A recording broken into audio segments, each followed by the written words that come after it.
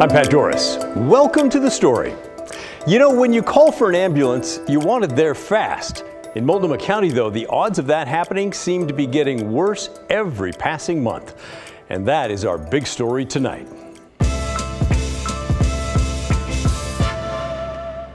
The problem sounds simple enough to fix. Ambulance provider AMR says it just can't hire paramedics fast enough to staff its fleet. Multnomah County's contract requires 2 paramedics in every rig, so just hire more, right? Apparently, it's not as easy as it might seem. And in the meantime, it's taking longer and longer for ambulances to show up. Sometimes they're not available at all. Evan Watson has been tracking this for us for months, and he joins us with new data to illustrate just how bad the problem has become.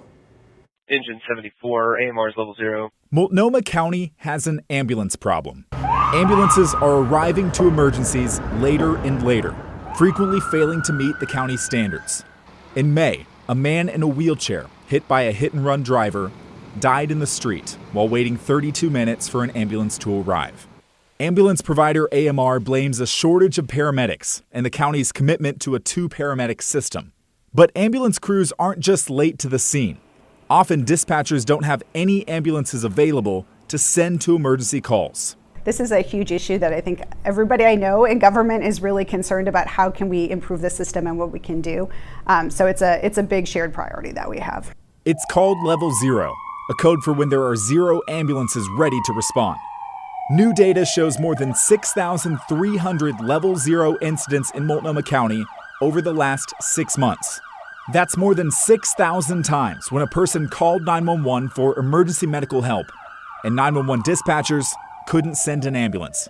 Every crew working in the county was busy.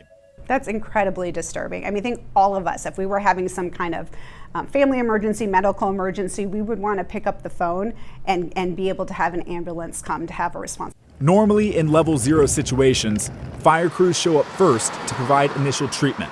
But fire crews generally can't transport patients. That's what an ambulance is for. So firefighters and patients are forced to wait until one becomes available. So far, Vega-Peterson and Multnomah County have not penalized AMR for the slow response times and the thousands of Level 0 cases. The county received about 10,000 emergency calls per month through the first 5 months of the year. That means ambulances were unavailable on dispatch about 10% of the time.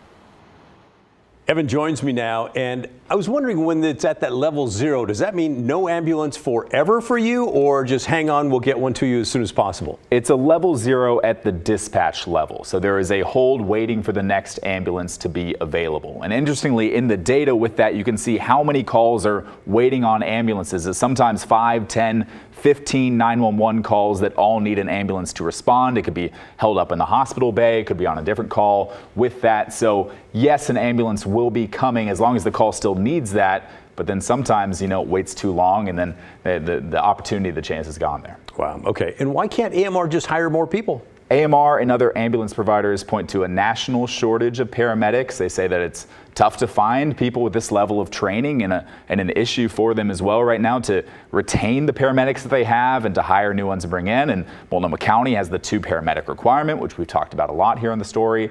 And so that's what AMR points to. I will say as well, I've asked AMR multiple times to sit down with me and talk about this. So far, I've just received statements. It would go a long way if they'd be willing to chat with me about what they're seeing on the company side. Come on, AMR, he doesn't bite. Asks tough questions, but doesn't bite.